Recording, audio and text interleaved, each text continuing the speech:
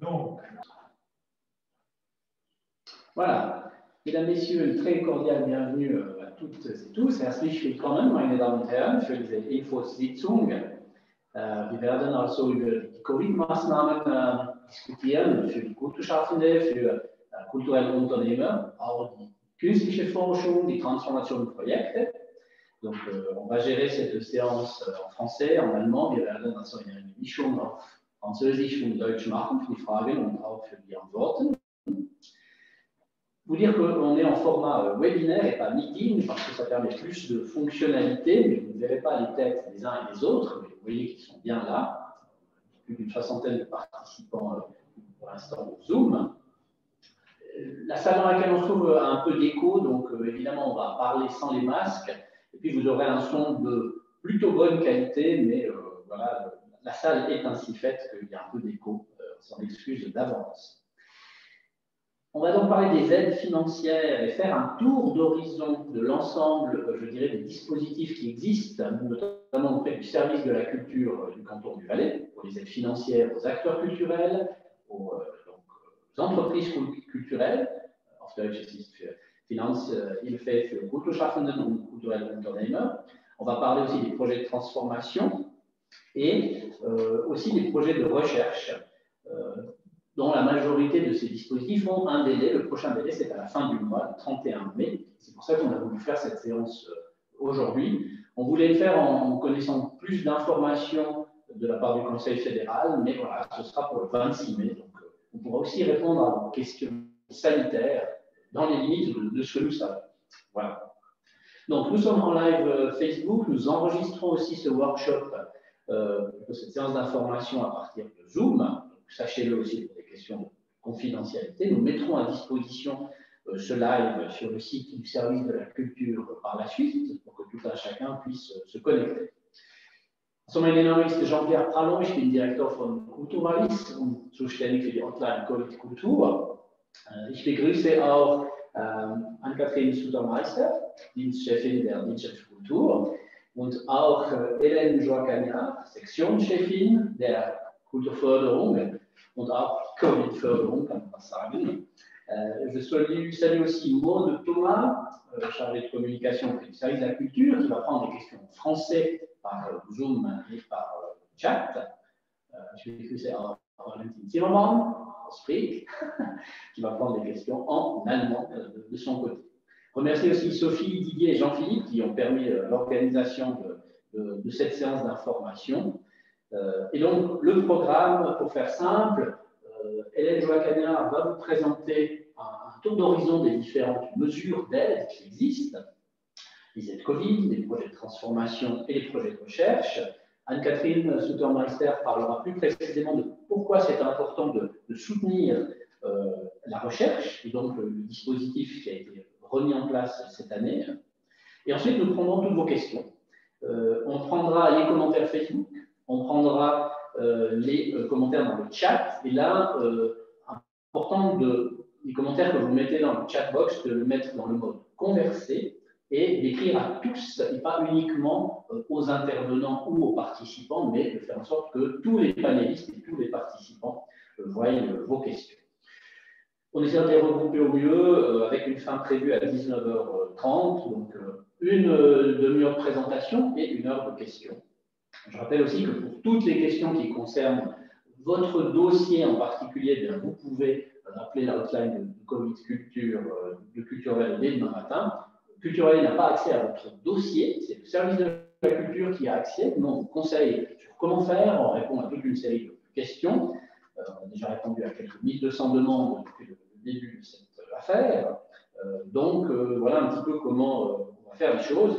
Vous voyez ici de magnifiques plexiglas qui sont devant nous. Ce ne sont pas des parois de protection blindées, parce qu'on ne risque rien.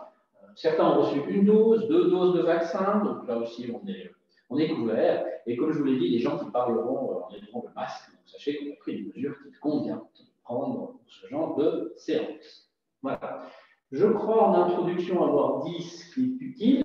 Je regarde un peu la chronique du jour, si j'ai oublié quelque chose, ça n'a pas l'air d'être le cas, alors tant mieux.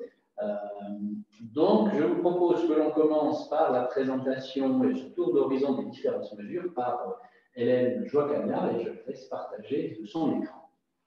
Oui.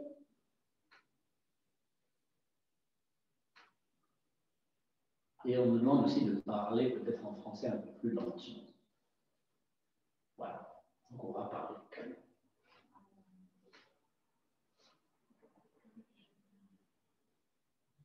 Est-ce que ça fonctionne? Oui, ben on va avoir l'écran partagé. Parfait. Merci. Bonsoir à tout le monde. Je vais parler plutôt en français et vous présenter le site en allemand. Voilà, j'espère que ça conviendra. Sinon, s'il y a des choses qui ne sont pas claires, il y aura toujours des questions à la fin. Alors, on va prendre les choses dans l'ordre. Si vous avez un dommage, donc une manifestation annulée, reportée, la première chose à faire est d'aller sur notre site internet. On a une page depuis un an maintenant qui s'appelle Coronavirus Culture, que je pense que vous commencez à connaître. Et la première chose, c'est de vous assurer que votre subvention vous est bien maintenue. Alors pour ça, voilà, pardon, je m'excuse. Il y a d'abord une page d'introduction qu'on actualise régulièrement en fonction des nouvelles mesures qui sont prises soit par le canton, soit par la Confédération. Et ensuite, vous arrivez dans l'arborescence au maintien des subventions. Voilà, ça c'est donc la première chose à faire. Vous assurer, si vous avez reçu une subvention pour votre projet, qu'elle vous est bien maintenue. Et pour ça, c'est simple. Il suffit de prendre contact avec nous à l'adresse que vous voyez ici, SC-encouragement, de nous expliquer mon projet a été annulé, il est reporté à la date X, ou je ne sais pas quand il sera reporté, je ne sais pas quand il aura lieu. Bref, nous expliquer votre situation et nous envoyer votre budget actualisé avec les dernières informations pour que nous puissions voir qu'en effet, il y a un besoin de maintenir cette subvention ou au contraire, votre projet a pu être annulé à temps et vous avez pu diminuer les frais et à ce moment-là, votre subvention n'est peut-être plus forcément nécessaire. Ça, c'est la première démarche. Ensuite, les aides qui ont été mises en place par la Confédération dans le cadre de l'ordonnance Covid-19 Culture et qui sont subventionnées pour moitié par la Confédération et pour le canton, ce sont des indemnisations qui existent depuis un an maintenant, qui ont été reconduites dans le cadre d'une deuxième ordonnance et aussi des projets de transformation. Nous avons essayé de simplifier les choses, c'est-à-dire que vous le voyez, selon votre situation, si vous êtes un artiste ou si vous êtes un amateur ou si vous êtes une entreprise. Donc, si je reprends les acteurs culturels, la première chose, c'est d'aller demander les APG, d'aller demander une aide à Suisse Culture Sociale et ensuite de vous adresser à nous au travers de vsmyculture.ch. Vous êtes un amateur, ça n'est pas géré par nous, c'est géré par les fêtières. Si vous cliquez sur le lien, vous arrivez directement sur le renvoi aux fêtières, c'est sur le site de l'Office fédéral de la culture. Si vous êtes une entreprise, vous devez d'abord vous assurer d'avoir demandé les RHT pour ensuite venir chez nous demander les indemnisations, toujours au travers du portail VS MyCulture. Tous les aides-mémoires qui concernent ces différentes aides sont au bas de la page. Au début, vous avez l'aide-mémoire qui concerne les entreprises culturelles. Alors, vous avez les indications générales au début. Le plus important pour vous, c'est voilà, les conditions, à qui s'adressent ces aides. Et puis, surtout, qu'est-ce que vous devez joindre à votre demande. Mais quand vous allez aller sur le site vs-myculture.ch, vous serez vraiment guidé pas à pas et on va vous demander page après page de joindre tel document, puis tel autre document, puis tel autre document, qui sont les documents qui sont listés là. Donc, il faut vraiment simplement répondre aux questions qu'on vous demande. Ces aides sont subsidiaires, c'est-à-dire que vous devez en effet d'abord vous être assuré de la subvention, ensuite avoir demandé soit APG si vous êtes acteur, soit RHT si vous êtes entreprise, et ensuite venir demander ces indemnisations. Je passe le reste pour arriver à une question plus pratique qui a vraiment toute son importance. Ce sont les délais. Cette année, ça fonctionne par délai. Ça n'est plus comme l'année passée où on pouvait envoyer sa demande n'importe quand jusqu'au 20 septembre, je crois. Maintenant, il y a pour les entreprises culturelles 4 périodes avec 4 délais. Ces délais sont vraiment impératifs et ils concernent chaque fois la période qui précède. Si je prends le 31 janvier qui est maintenant passé, c'était pour la période de novembre à décembre. Maintenant, ce qui nous concerne, c'est la date du 31 mai qui concerne la période du 1er janvier au 30 avril. Si vous aviez un dommage en novembre-décembre que vous avez oublié de l'annoncer, malheureusement, ça n'est plus possible. Si vous savez déjà que vous allez avoir un dommage en mai, juin, juillet, août, vous pouvez déjà l'annoncer, mais on le traitera plus tard. Nous traitons les dossiers au fur et à mesure des délais qui sont communiqués. Donc vraiment, respectez bien ces délais de dépôt et surtout ces délais de période de dommage. En ce qui concerne les acteurs culturels, alors, moi je vais revenir sur le site. Je ne sais pas comment je fais pour revenir sur le site. Ah oui, pardon.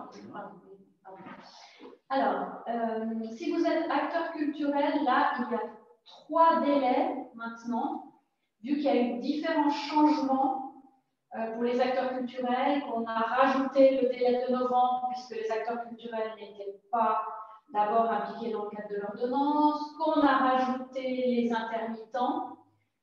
Vous avez une chance par rapport aux entreprises culturelles qui est celle que votre période de dommage pour votre annonce au 31 mai, elle court encore de novembre au 30 avril. Sinon, après, les délais suivants vous sont communiqués. Vous avez encore sur le site internet des FAQ qui répondent à différentes questions que vous pouvez vous poser. Donc, n'hésitez pas à les lire. Vous avez aussi les projets de transformation, mais nous y reviendrons plus tard, et bien entendu, les bases légales, la directive de l'ordonnance. J'aimerais donc spécifier encore une fois cette subsidiarité, donc bien vous assurer des subventions, bien avoir demandé les RHT et les APG. L'ajout des intermittents, j'espère que c'est une information qui est bien passée, c'est-à-dire que les acteurs qui ont le statut d'intermittent, qui ont au moins 2 employeurs depuis 2018 et 4 engagements à durée déterminée peuvent désormais s'adresser à nous. Donc, soit vous êtes indépendant, soit vous êtes intermittent, soit vous êtes les deux. Vous pouvez vous adresser à nous dans tous les cas. Et là aussi, le site vsmagriculture.ch va vous guider pas à pas dans ce qu'il faut demander. Les délais des traitements, on en a parlé. N'hésitez pas, même si vous voyez qu'on est le 30 mai, que vous n'avez peut-être pas tous les documents, à quand même déposer votre dossier. On pourra toujours revenir vers vous pour demander des compléments. Si vous avez raté le délai, malheureusement, on ne pourra plus rien faire pour vous. Prenez-y vous aussi un peu à l'avance. Vous pouvez commencer de remplir, enregistrer, revenir, rajouter un document. Mieux vaut le faire à l'avance plutôt que de s'y prendre au dernier moment ou à minuit. Vous n'aurez malheureusement pas d'interlocuteur pour vous répondre si vous avez un problème pour vous loguer sur le site. Quelques informations de statistiques pour votre information. En ce qui concerne les entreprises, pour le délai du 31 janvier, tout a été traité. Nous commençons déjà de traiter les demandes dont le délai était au 30 mai, si on voit que la période de dommage est maintenant écoulée et qu'on a tous les documents. Pour les acteurs, comme il y a eu voilà, ces différentes modifications, comme le canton a ajouté une aide forfaitaire, nous commençons de les traiter maintenant et nous allons pouvoir les traiter là en cette fin de mois de mai sur ce délai de fin mai. Pour votre information, le traitement des indemnisations est fait en continu. Il y a des séances de préavis toutes les semaines, des séances de commission de décision toutes les 2 semaines. Les paiements vous parviennent en moyenne 2 semaines après la date qui est mentionnée sur la décision que vous recevez. Les projets de transformation, eux, sont traités tous les 2 mois par le Conseil de la culture. Peut-être quelques exemples sur le calcul qui est effectué, qui n'est pas le même pour les entreprises et pour les acteurs. Pour une entreprise, c'est sur les frais, c'est-à-dire que nous allons prendre en charge les loyers, par exemple, les salaires, la communication, déduction faite bien sûr du sponsoring et des subventions. Pour les acteurs, c'est différent puisque là, le modèle de calcul est sur les pertes financières. Donc là, il faut nous annoncer vos cachets. Encore une fois, toujours déduction faite des subventions. Pareil pour les acteurs intermittents, c'est le revenu de vos engagements temporaires, déduction faite de toute indemnité que vous auriez reçue. Et pour les acteurs indépendants et intermittents, pareil, tous vos engagements, vos cachets, déduction faite de toutes vos subventions et indemnités. Je reviens maintenant au projet de transformation. Vous avez vu dans la presse que nous avons déjà pu statuer sur certains projets. Je ne reviens pas sur les critères d'admissibilité qui sont à peu près semblables à ceux de l'indemnisation, mais sur les critères. Donc, en fait, il y a 2 catégories de projets de transformation qui peuvent nous être adressés. C'est soit une réorientation structurelle de l'entreprise, ça doit vraiment toucher à la structure de l'entreprise, et ça ne doit pas être un projet ponctuel pour lequel nous avons nos dispositifs cantonaux habituels. Ou c'est un projet pour reconquérir un public que vous avez peut-être perdu ou acquérir de nouveaux publics. Ça peut être pour, si je prends les critères que vous avez mentionnés, bon voilà, tous les documents que vous devez nous faire parvenir, mais je vais arriver voilà, aux critères. Donc la clarté du projet, l'innovation, le lien au Covid, la durabilité. En fait, ce qui est très important pour nous, c'est vraiment qu'on voit le lien au Covid, que c'est un projet qui a été développé pour répondre à ce nouveau contexte et pas un projet qui aurait pu être développé avant, après. Ça, c'est vraiment un critère important pour nous. Et aussi la question de la durabilité. Même si votre projet va peut-être s'arrêter en 2022, puisqu'en effet, il y a ce délai de 2022 qui est mentionné, il faut qu'on voit que cet effet est durable sur votre structure et qu'il pourra perdurer dans le futur, qu'il pourra être financé par d'autres moyens, autofinancé ou par d'autres subventions. Si je prends quelques exemples, là je mentionne une institution puisque nous avons communiqué sur elle, les roulottes des 5 continents, la cité des 5 continents. Le Festival des 5 continents achète des roulottes pour finalement s'adapter à la situation Covid et diluer son festival à la fois dans le temps, puisqu'il n'aura plus eu lieu sur quelques jours, mais sur une plus longue période, et il va se diluer aussi dans l'espace, puisque les roulottes lui permettront de se placer dans différents points et d'avoir des groupes autour de ces roulottes moins conséquents qu'autour d'une grande scène. C'est de plus un projet durable, puisque ce projet permet, ou en tout cas propose que ces roulottes puissent être louées à d'autres organisations par la suite. Je citerai un autre exemple d'un théâtre qui s'intéresse à des modes de production durables, au recyclage de ses décors ou à d'autres choses. un centre d'art contemporain qui lui a imaginé un nouveau moyen de production et de diffusion, qui est celui d'une hotline, puisque les gens ne peuvent plus venir dans son lieu. Comment joindre le public? Des éditions qui ont imaginé d'autres supports que le papier, des adaptations sonores, là aussi pour toucher le public d'une autre façon. Et peut-être quelques contre-exemples de justement des projets ponctuels qui ne correspondent pas aux critères de ces projets de transformation. Le simple streaming d'un concert, finalement, c'est un autre mode d'accès au concert, mais ça ne change pas la structure de l'entreprise fondamentalement. Un projet théâtral qu'on transforme en film, c'est aussi simplement une transformation d'un projet ponctuel, ou une offre d'exposition qui est augmentée. Ça n'est pas non plus, ça n'a pas un lien direct avec le Covid. J'aimerais passer maintenant aux mesures cantonales qui ont été prises par le canton pour aider la scène culturelle. Peut-être juste quelques chiffres. Pour les indemnisations et les projets de transformation, nous avons actuellement 10,4 millions, moitié confédération, moitié canton. Et pour ces mesures cantonales, le canton a débloqué 3 millions de francs. Et ça, il y a deux mesures. Il y a une aide forfaitaire pour les acteurs culturels. Si vous avez, on a essayé d'imaginer des dispositifs les plus simples possibles. Donc, si vous avez déposé une demande d'indemnisation en tant qu'acteur culturel ou intermittent, vous n'avez rien à faire, automatiquement, cette aide forfaitaire vous sera versée.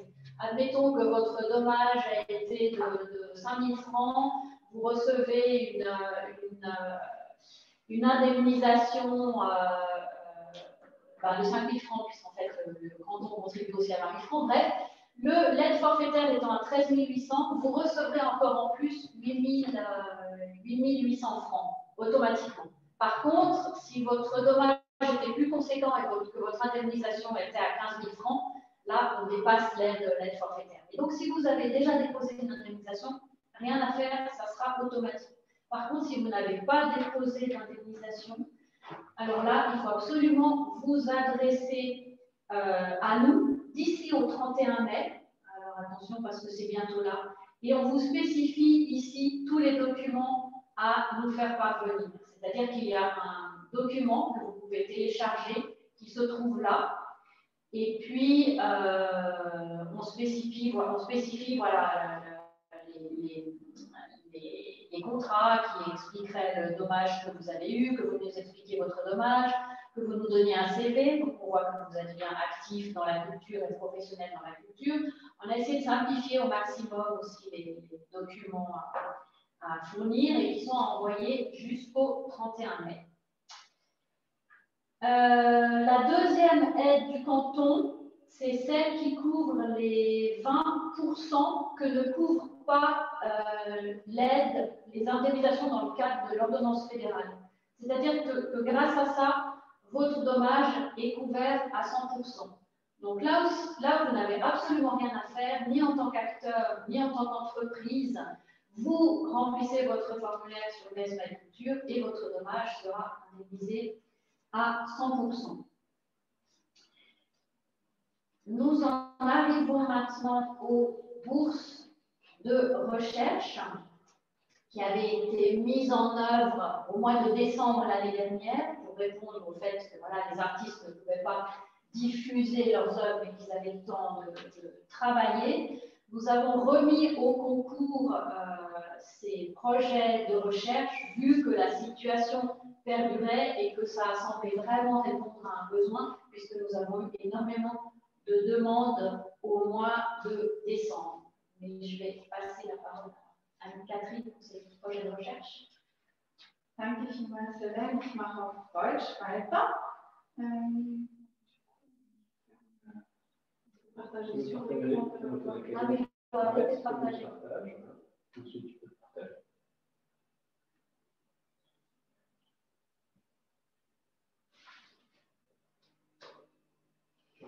Ja, also ich mache jetzt auf Deutsch weiter. Es ist, glaube ich, noch ein großes Anliegen, diese Forschungsprojekte weiterzuführen, aus unterschiedlichen Gründen. Aber der Hauptgrund betrifft, wie es Ellen auch erwähnte, die Tatsache, dass wir uns an alle Disziplinen und an alle künstlerische Gattungen richten möchten.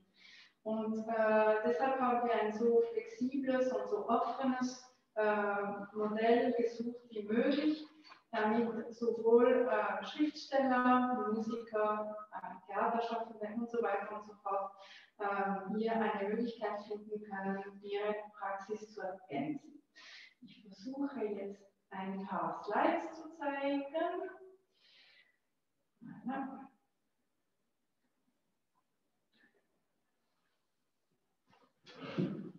Also hier ist eigentlich der klassische Ablauf eines künstlerischen Prozesses, wenn man so will. Also man unterstützt das künstlerische Schaffen, dann zeigt man es, publiziert man ein Buch, zeigt einen Film und dann versucht man auch dieses künstlerische Werk zu zeigen in anderen Orten, in anderen Ländern. Und was wir gemerkt haben, ist, dass im Laufe der letzten Jahre leider diese Zeit für das künstlerische Schaffen und auch die öffentlichen Mittel, die zur Verfügung stellen, leider immer kürzer wurden. Und das heißt, eine grundsätzliche Überlegung über wie man sich wirklich Zeit nehmen kann, um Zeit und Energie, um zu schaffen, dass das immer prekärer wurde und auch zu einer gewissen Unzufriedenheit geführt hat. Und deshalb ist die Idee, dass man hier sozusagen wie eine Etappe vorher integriert, die eben eigentlich nichts mit dem Schaffen direkt, also natürlich indirekt sicherlich schon, aber eigentlich nicht direkt mit dem künstlerischen Schaffen, das dann entsteht, verbunden ist. Weil, wenn Sie so wollen, die weißen Aspekte, also diese 3 weißen Felder, sind ja im Moment auch durch die Kulturpolitik im Kanton Wallis und auch in anderen Kantonen eigentlich wahrgenommen. Wir haben immer noch unsere Dispositive, um das künstlerische Schaffen zu fördern, den Vertrieb zu unterstützen, die Institutionen zu unterstützen, aber diese Etappe vorher, die Zeit gibt, um sich zu vertiefen,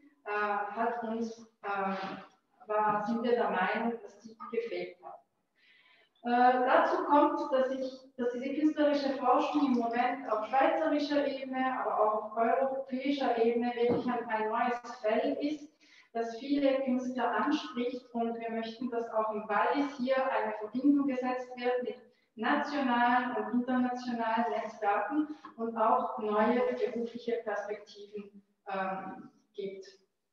Eben, im ersten Moment sehen wir, dass die künstlerische Forschung wirklich eine neue Opportunitäten bringt, um ihre Arbeit als Künstler vertiefen zu können und mehr Zeit zur Verfügung und auch über eine neue Qualität vielleicht Sachen zu wagen, die man sonst nicht wagt, weil es ja nicht direkt mit einer Kreation verbunden ist. Also auch dieses Recht, sich zu irren und dieses Recht, vielleicht nicht etwas zu machen, was am Ende ganz toll ist, aber wenigstens etwas auszuprobieren.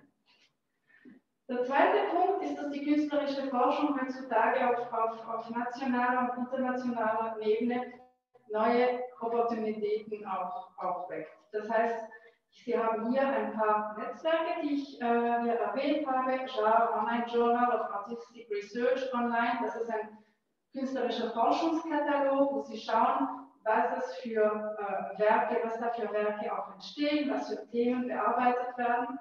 Swiss Artistic Research Network, das ist ein Schweizer Netzwerk, und Research Katalog, das ist auch ein internationaler Katalog, wo dort viele Schweizer Künstler auch sich damit auseinandersetzen und ihre Werke integrieren. Also die Idee ist auch, dass Sie dadurch vielleicht neue Opportunitäten, neue Connections und neue Netzwerke erkunden können.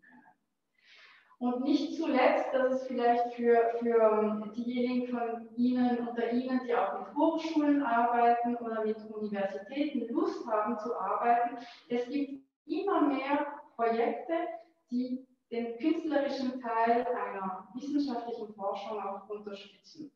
Und es gibt zum Beispiel das Dispositiv Agora beim Schweizerischen Nationalfonds, das erlaubt, mit Wissenschaftlern und Künstlern zusammenzuarbeiten, um in Museen oder in anderen Institutionen wissenschaftliche Projekte besser zu kommunizieren. Und das wollten wir auch heute Abend machen, sozusagen Ihnen diese Opportunitäten auch noch zeigen und wirklich die Situation unterstreichen, dass es komplementär und ergänzend ist zu all den Maßnahmen, die wir auch schon im Moment zeigen, und dass es eben etwas anderes ist als das künstlerische Schaffen. Weil vielleicht einer der Hauptpunkte, die wir notiert haben bei den Projekten, die wir nicht unterstützen konnten beim ersten Mal, ist, dass es eine gewisse Verwechslung gab zwischen dem Schaffen, künstlerischen Schaffen und dieser Zeit der Forschung, die im Grunde vorher passieren könnte. Und letzter Punkt, wir werden diejenigen Projekte unterstützen, natürlich ergänzend zu den Maßnahmen im Dezember. Das heißt, Leute unterstützen, die nicht unterstützt worden sind im Dezember, wie es Elena auch schon erwähnt hat. So, et maintenant on se réjouit d'entendre vos questions et je passe la parole à... Oups, là, je vois que j'ai laissé le... Je laisse la parole à Jean-Pierre. Merci Anne-Catherine. Donc maintenant, c'est la ronde des questions qui s'ouvre. Pour ces projets de recherche, eh bien, vous l'avez vu, c'est aussi un délai au 31 mai. Vous avez toutes les informations sur le site internet pour voir qu'est-ce qui peut rentrer en ligne de compte ou pas. Donc voilà, on rappelle, regardez ces documents aussi avant de nous appeler, ça vous éclairera vous, mais ça nous permettra de vous expliquer au mieux qu'est-ce qui est possible et quelles sont peut-être les subtilités à tenir compte. On va commencer par quelques questions en français qui viendraient de Zoom et puis de Facebook. Alors, je passe la parole à Maud, Thomas. Alors, pas de questions pour le moment sur Facebook, mais il y a déjà 2 questions en français sur Zoom. Donc, la première concerne les indemnisations. Si je reçois en juillet 2021 une facture pour des frais, location de salle ou frais promotionnels par exemple, concernant un concert qui aurait dû avoir lieu en avril 2021, puis-je intégrer ces frais à la demande couvrant juillet 2021? Mais le dommage est connu, le dommage est connu au mois d'avril. Donc il faut, même si la facture vous parvient plus tard, il vaut mieux nous contacter au moment du dommage. La période, c'est celle du dommage, ce n'est pas celle de la réception de la facture. Très bien, merci pour cette clarification. Donc, si jamais vous avez besoin de plus d'informations, vous pouvez, si jamais, soit lever la main ou alors rajouter un petit commentaire pour plus de précision. Et la deuxième question, est-ce que la perte due à la diminution du nombre de spectateurs, donc de 50 personnes au lieu de 200, est prise en compte? Non, pas dans notre modèle de calcul. Notre modèle de calcul est celui sur les frais effectifs et non pas sur... Mais ça dépend de quel type d'institution il s'agit. Si jamais vous pouvez reprendre contact à l'adresse SC Covid-19 pour nous expliquer plus en détail votre situation peut-être. Et ce sont bien les pertes qui sont prises en charge, non pas les manques à gagner. Hein, les recettes que l'on attendrait et que l'on n'aura jamais, eh bien, on ne les connaîtra jamais. Donc c'est pour ça que c'est les pertes qui sont prises en compte. Alors, une autre question qui vient d'arriver, toujours sur Zoom, concernant la bourse, devons-nous proposer un projet de recherche uniquement ou inclure un plan de création et diffusion? Alors, vous pouvez proposer un projet qui comprend la part de recherche, de création et de diffusion, mais nous n'entrerons en matière que sur la part de recherche dans le cadre de ces projets de recherche. Par contre, tout ce qui est création et diffusion, à ce moment-là, vous pouvez vous adresser à nos dispositifs existants. Je ne sais pas dans quel domaine on est, mais si c'est une tournée de concert, on a un dispositif qui soutient la tournée de concert, on a des dispositifs qui soutiennent la création musicale et théâtrale. Donc à ce moment-là, il faut revenir pour une demande pour ces parties-là de notre projet. Toujours bien rappeler que le soutien soutien habituel existe toujours. Oui, oui. Maintenant, il y a une division Covid en plus. Voilà. Effectivement.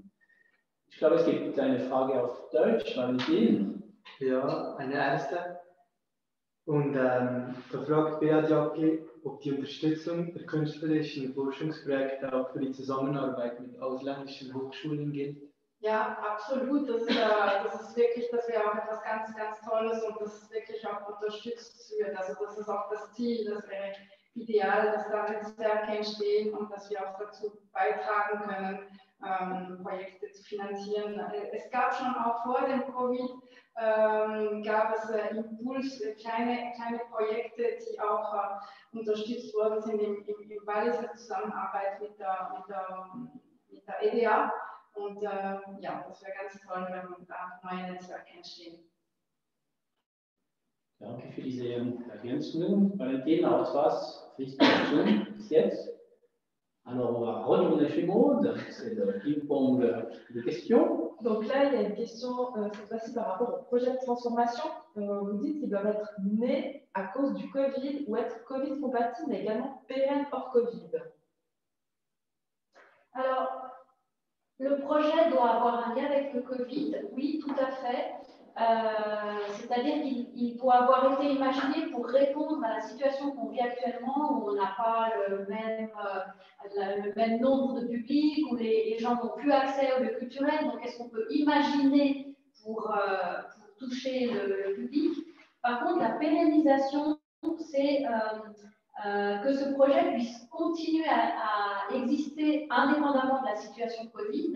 Je parlais tout à l'heure de par exemple, de cette hotline qui a développé un espace d'art contemporain. On peut tout à fait imaginer que ça continue dans le futur, mais que ça puisse aussi financièrement continuer dans le futur. Ça serait l'idéal, que ces projets ne soient pas justement des one-shots qu'on peut soutenir grâce à cet argent qui est mis à disposition de la part de la Confédération et des cantons, mais que dans le futur, ces projets trouvent leur place parmi l'offre de la structure culturelle et qui continuent à pouvoir être financés par des subventions ou par des soutiens publics, ou parce que ça génère justement des entrées financières, ça permet à plus de public de venir, ça permet des projets de médiation, ça permet de faire rentrer de l'argent aussi.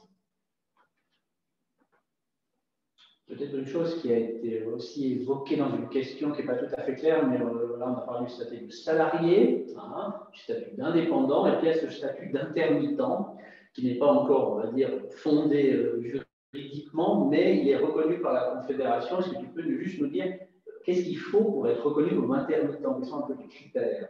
Alors, dans le cadre des indemnisations, c'est simple, il suffit d'avoir eu, alors je vais pas vous dire de bêtises, je reprends mon document, il faut avoir eu au moins 2 employeurs depuis 2018 et 4 engagements à durée déterminée auprès de ces au moins 2 employeurs.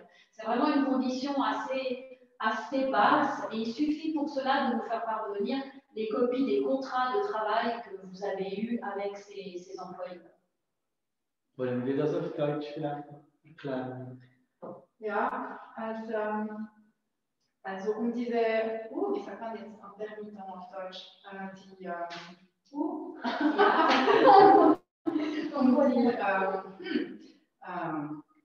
Kurzarbeit, Entschädigungen, also muss man mindestens seit dem Jahr 2018 muss man mindestens 2 Arbeitgeber gehabt haben und mindestens 4 zeitlich definierte Verträge erhalten haben. Also 4 Verträge mit einer befristeten Dauer. Also Freischaffende sind die Intermittenten und selbstständige Werbende sind die indépendants. Et donc les intermittents, s'ils répondent aux critères qui ont été évoqués, donc 2 employeurs ou moins 4 contrats, ils sont considérés comme des acteurs culturels et donc peuvent obtenir les aides au même titre qu'un indépendant qui lui aussi est considéré comme un acteur culturel.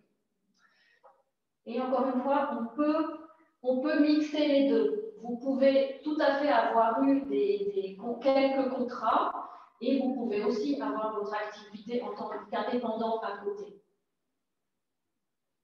Très bien. Maud, il y aurait d'autres questions Zoom, Facebook? Pas de questions pour le moment. OK. Je vous invite aussi à utiliser des mains levées. Hein. Donc, il suffit d'activer le petit logo lever la main et ensuite on vous donnera la parole. Donc, je vois que ça a tout de suite un effet. Je passe la parole à Francesco Walter, donc ça va prendre quelques secondes, mais voilà, ça devrait être effectif.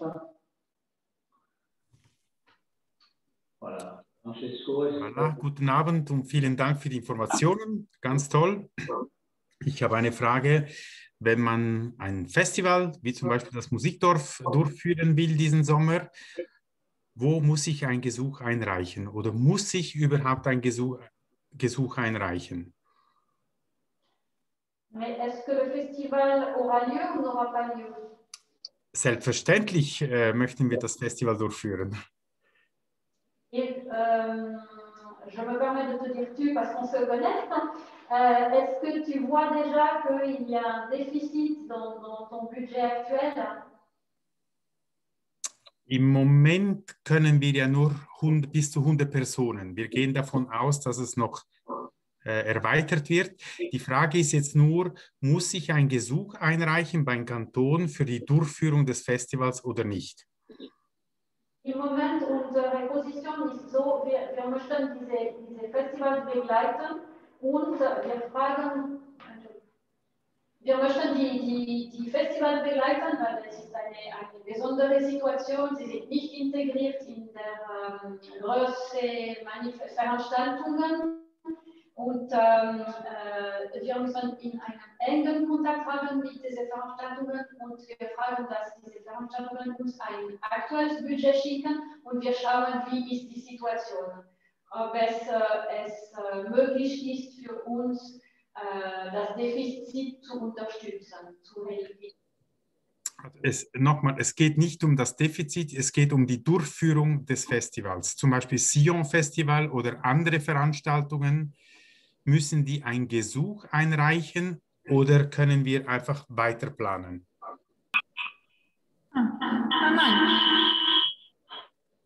Mais c'est une demande d'indemnisation ou une demande d'autorisation? Autorisation. D'autorisation. De toute façon, le plan de protection doit être validé, mais on n'est pas dans le cadre justement de cette ordonnance qui concerne les grandes manifestations où la demande d'indemnisation doit être déposée avec comme pièce jointe l'autorisation.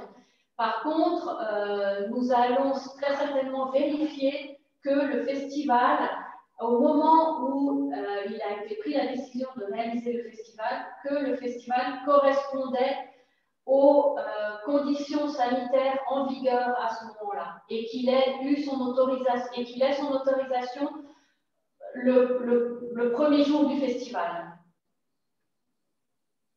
Ok. Peut-être dire que jusqu'à maintenant, les demandes d'autorisation, c'est toujours les communes qui autorisent une manifestation à avoir lieu ou pas, et l'OCVS peut donner des conseils sur le plan de protection, mais il n'est pas obligatoire que l'OCVS valide le plan de protection, sauf si la commune le demande à la. Voilà. Il faut quelques larcènes, j'espère avoir été compris, mais maintenant on attend de savoir à partir de la fin mai quelles seront les nouvelles directives en la matière. Jusqu'à maintenant, c'est ça qui fait foi et ce qu'a dit aussi Hélène. Voilà, alors merci Francesco pour cette question. Je vais passer à une autre question main levée. Voilà, Véronique Dubuis. Pendant quelques secondes, ça devrait fonctionner. Et si la réponse a été donnée à votre question, je vous invite à baisser la main. Voilà, Véronique Dubuis, est-ce que vous nous entendez? Oui, vous m'entendez? Très bien. Oui, ok. Donc, c'est un tout petit peu similaire, mais quand même pas exactement pareil. Nous sommes d'un festival, c'est le festival L'Orgue de Valère, donc qui se trouve dans une église. Est-ce qu'on a le droit d'exiger une vaccination, enfin, de nous-mêmes pour pouvoir augmenter un peu la jauge du nombre de spectateurs? d'auditeurs? Ou est-ce qu'on est privé ou public finalement pour avoir cette autorisation-là? Alors, si vous voulez, si on considère ce qui est en vigueur actuellement, les concerts sont possibles dans les églises avec 50 personnes si ce concert est donné par des professionnels. Oui. Si ce concert est donné par des amateurs, ce n'est pas possible. Donc ça, c'est ce qui est en vigueur aujourd'hui. Pour répondre à votre question, il va nous falloir attendre les décisions du Conseil fédéral le 26 mai. Et ensuite, on va reprendre contact avec l'OCVS, donc l'organisme sanitaire valaisan, pour avoir, comment dirais-je, les détails plus précis pour un certain nombre de cas. Mais aujourd'hui, on n'a pas la réponse à la question que vous posez pour les manifestations du 2 juin, juillet, août. Et on devrait avoir ça d'ici fin mai. Et on ira chercher les réponses dès qu'il est possible d'aller les chercher. Voilà. Et merci. On est aussi impatients que vous, je dirais, de le savoir. J'aimerais juste peut-être compléter. J'aimerais compléter ma réponse à Francesco Walter. J'ai retrouvé mon document dans notre volonté d'accompagner ces festivals qui sont dans une grande incertitude en ce moment. Il faut nous donner comme information pour qu'on puisse réfléchir avec vous comment on peut vous aider au mieux, qu'on puisse voir que vous avez respecté au moment de la décision de la tenue de la manifestation les règles sanitaires qui étaient en vigueur, comme je l'ai dit. Il faut qu'au moment où vous commencez votre manifestation, ou plus tard le jour même de la manifestation, que vous ayez un plan de protection qui est autorisé par l'OCVS. Il faut qu'on voit que vous avez pris toutes les mesures possibles pour réduire le dommage. Parce que bien sûr, un festival qui ferait comme si de rien n'était et qui prévoit ces 5000 personnes sans plan de protection ne va pas pouvoir l'accompagner. Et puis nous présenter un budget prévisionnel afin qu'on puisse prendre connaissance du dommage prévu.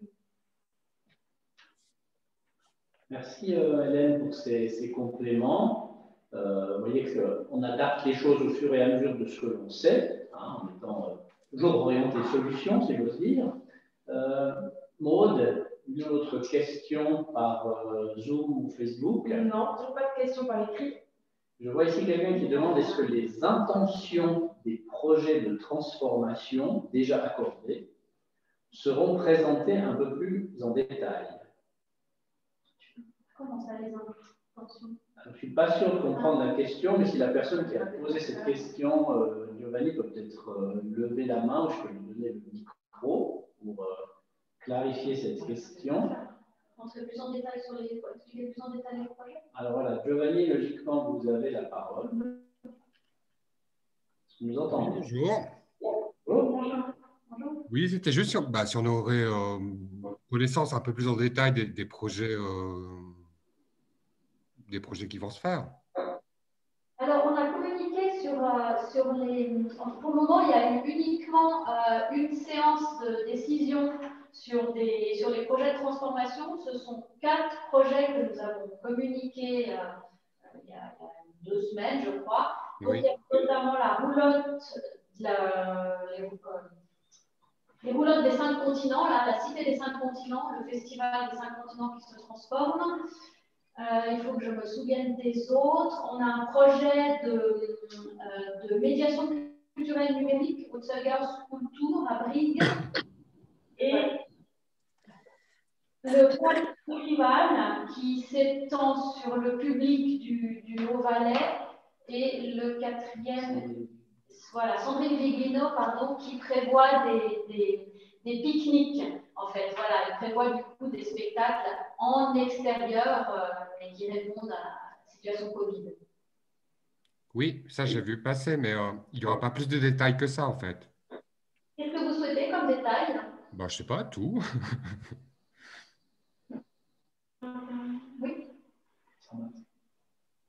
Oui, bonjour. Bonjour. Oui. Du Zoom et...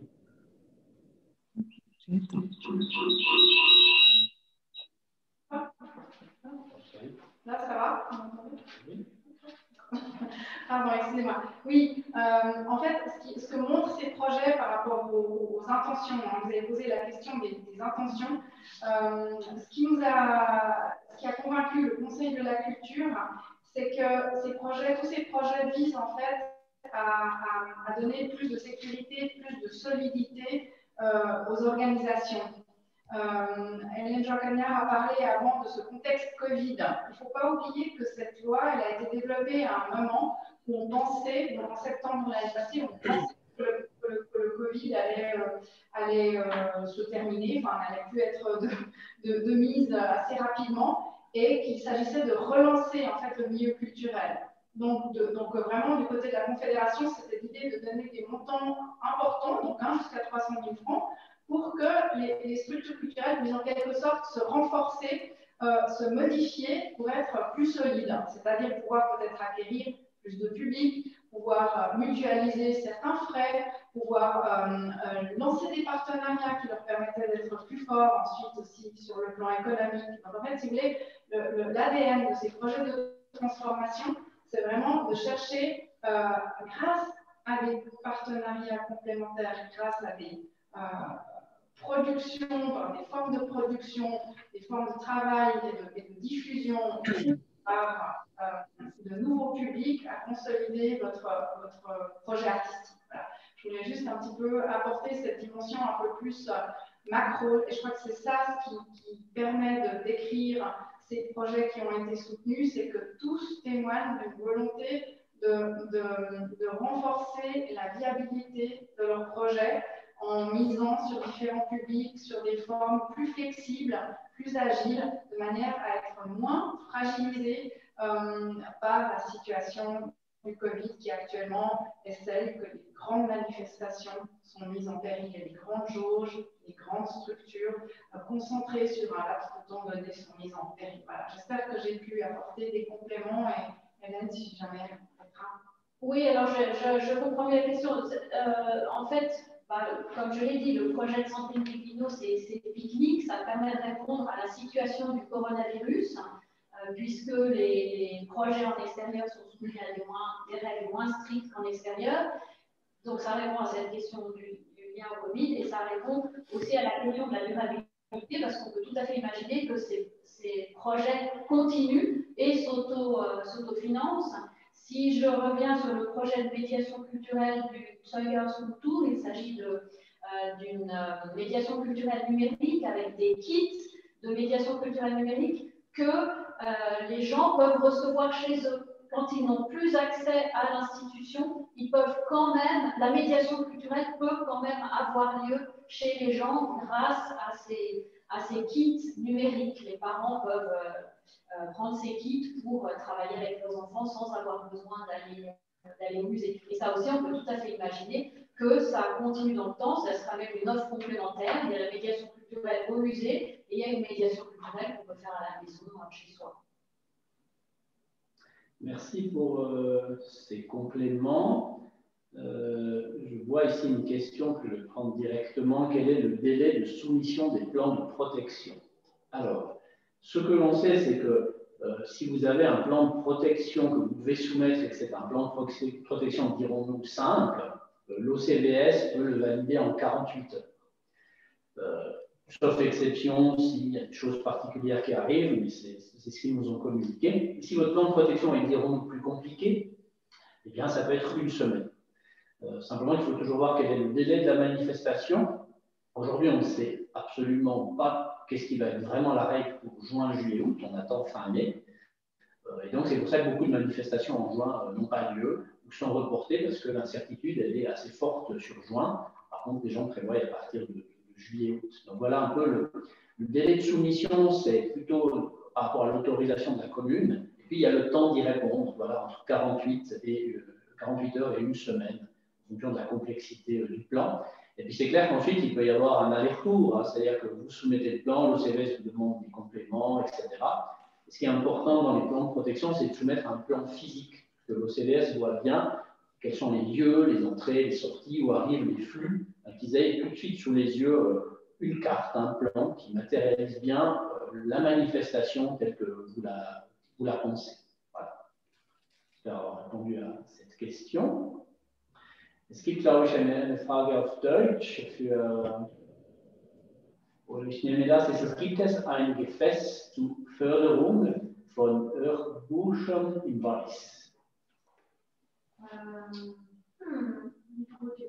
nicht spezifisch, aber ja, gute Frage, weil unter Literatur unterstützen wir Lesungen, aber Hörbücher eigentlich nicht. Ja. Aber das ist eine gute Frage. Thomas, Facebook. Non, toujours rien. Très bien. Donc, ça veut dire que les choses sont claires, c'est pas plus mal. N'hésitez pas si vous avez des levées de main à faire. Valentine, was anderes? Facebook, Zoom? Nein, im Moment nichts. Aber die Deutschsprachigen können sich auch gerne per Hand heben, melden. Ok. Voilà, merci bien. Donc, je ne vois pas d'autres mains levées qui arrivent. Je consulte aussi. Ah, si j'en ai une, c'est Dani. Alors, je passe la parole à Dani. Voilà, quelques secondes, ça devrait être ouvert. Voilà. Hallo, hört ihr mich? Ja, genau. Ihr hört mich. Hallo, c'est Dani Mangisch, ich bin Schauspieler. Genau, wir sind im Moment dran, hier, hört ihr mich? Vous m'entendez? Ja. Oui, voilà. Also wir sind im Moment dran, von Werner Rieser den Walliser Totentanz aufzunehmen. Also es ist durch, wir sind irgendwie am Feinschliff. Und eben, wir finden eigentlich kein Gefäß, wo man das eingeben könnte. So, und wenn ich jetzt schon hier bei dieser Sitzung dabei bin, fand ich so, es ist weder ein Transformationsprojekt, vielleicht eben, es ist sicher kein Rechercheprojekt, aber es gibt auch nicht wirklich ein Gefäß dafür. Und jetzt muss ich mal gucken, wie ich das mache, ne? Also es ist eine Aufführung, das ist richtig. Also Nee, es ist tatsächlich ein Hörbuch. Die ganzen 600 Seiten von Werner Rieser, Walliser Totentanz. So im Tonstudio klangbüro.ch mit Sound etc., Atmosphäre und so weiter. Und also Adeline, diese Hebamme aus dem Val d'Anivier, das ist ein weiteres Projekt, was dann Barbara Heinen wahrscheinlich macht, wenn ich das verraten darf. Wir machen was mit diesem Wolfensberger, der diese Gomma-Krimis schreibt. Also es ist so ein Longtime-Ding, es ist kein One-Shot. Hört man mich schlecht? Mhm. Nein, also ich würde vorschlagen, dass Sie sich mit uns in Verbindung setzen mit der Kulturförderung, weil das ist natürlich sehr spannend, vor allem das Projekt natürlich über den Totentanz und dass wir in Ruhe schauen können und uns beraten können damit, wenn das für Sie okay ist. Das ist doch eine schöne Antwort. Vielen Dank. Perfekt. Danke, Dani. Il y a une question ici en français. Si mon projet de recherche est accepté, que doit contenir le rapport final que l'on doit vous rendre? Donc, on parle du projet de recherche. Oui. Alors, il doit simplement montrer ce que vous avez réalisé, sur quoi vous avez travaillé, contenir une auto-évaluation, être critique aussi sur ce qui a marché, ce qui n'a pas marché, vraiment nous rendre compte de comment vous avez pu travailler, qu'est-ce que ça vous a amené, est-ce que ça vous a fait avancer ou pas dans votre travail, si vous avez quelques images que vous pouvez joindre aussi, ça peut être judicieux. Est-ce qu'il y a déjà des pistes même qui vont suivre ce projet de recherche? Est-ce que ça vous a permis d'entrer en contact avec des gens et vous voyez que vous allez pouvoir faire une exposition de ces œuvres que vous avez pu concevoir pendant votre projet de recherche? Si ça peut vous aider, c'est différents aspects. Oui, je complète peut-être parce que c'est vrai que en fait, pour nous, c'est très important. Donc, ce n'est pas pour des raisons, j'ai envie de dire, en apparence bureaucratique qu'on vous demande ce rapport. C'est vraiment pour apprendre et pour voir en fait aussi comment pouvoir activer et actualiser régulièrement nos dispositifs, voire examiner la possibilité après le Covid de peut-être poursuivre ce type de démarche. Donc, pour nous, c'est vraiment le message que j'aimerais dire ici, ce n'est vraiment pas un devoir alibi. C'est vraiment important pour nous de comprendre où vous sont amenés j'ai envie de dire, ces balades, ces explorations que vous faites pendant ce projet de recherche. Merci bien. Je vois Milite qui aimerait parler, donc je passe la parole à Pierre André, qui doit être sur le micro dans quelques secondes. Voilà. Oui, voilà, bonjour.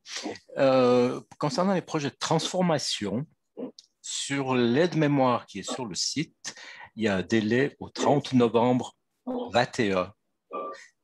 Et je voudrais juste savoir quel est le délai, si c'est le 31 mai, si c'est le 30 novembre, ou est-ce qu'il est prévu de reporter une nouvelle demande possible pour le mois de novembre. Donc, sur l'aide-mémoire, quand on ouvre MyCulture et qu'on va sur le type d'aide, etc., dans l'aide-mémoire liée à la transformation, les délais presque au fond du document, c'est marqué le 30 novembre 2021. Merci. Alors c'est le délai final, le 30 novembre. Le délai final pour toute la Suisse, au niveau du canton du Valais, on traite les projets de transformation au Conseil de la Culture. Donc les délais de dépôt sont ceux du Conseil de la Culture. Le prochain, c'est le 31 mai, et ensuite, c'est tous les 2 mois. Donc chaque mois pair, c'est le délai de dépôt, et non, chaque mois impair, c'est le délai de dépôt, et chaque mois pair, traitement du dossier. Mais vraiment ne pas rater le délai de novembre. On dit novembre dernier. Je vais répondre à cette question. Y en aurait-il d'autres, tant par chat, par les commentaires Facebook que en main levée?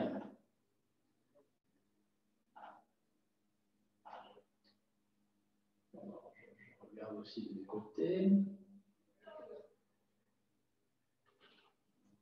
Je n'ai pas l'impression, je laisse encore quelques secondes si d'un coup il y a une dernière question qui vous viendrait.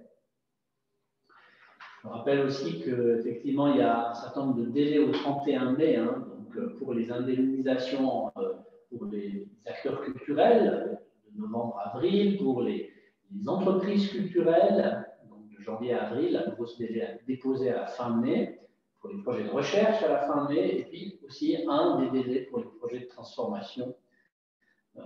Et puis évidemment, on attend les nouvelles du 26 mai de la part de la Confédération pour une mise en œuvre à partir du 31 mai par rapport à des ouvertures plus larges, des possibilités qui vont gentiment nous permettre de passer un été aussi culturel jusqu'à un automne, comme dit le Conseil fédéral, normal, entre guillemets, en sortant de la phase de stabilisation. Voilà, je ne vois pas d'autres questions par main levée, pas forcément par écrit non plus, en français et en allemand. Mais très bien, écoutez, je vous remercie d'avoir participé, de vous être inscrit. C'était un moment important pour nous parce qu'il y a tous ces délais et puis des décisions. Donc, n'hésitez pas, on vous fera suivre un questionnaire de satisfaction au début de semaine prochaine avec le lien sur ce workshop afin que vous puissiez retrouver ces informations. Je rappelle que notre hotline fonctionne toujours pour vous renseigner le mieux que l'on puisse le faire. Je vous souhaite en tous les cas une belle soirée, plein de courage. On a eu du soleil aujourd'hui et après la pluie, le beau temps. Donc on s'en dirige gentiment. Donc voilà, il y a des perspectives, des espoirs, même si tout ça est très très long et difficile et on le sait. Voilà. Merci à toutes et tous. On va mettre fin au Zoom et à l'enregistrement. Et je vous souhaite une belle suite et une belle fin de soirée. Merci.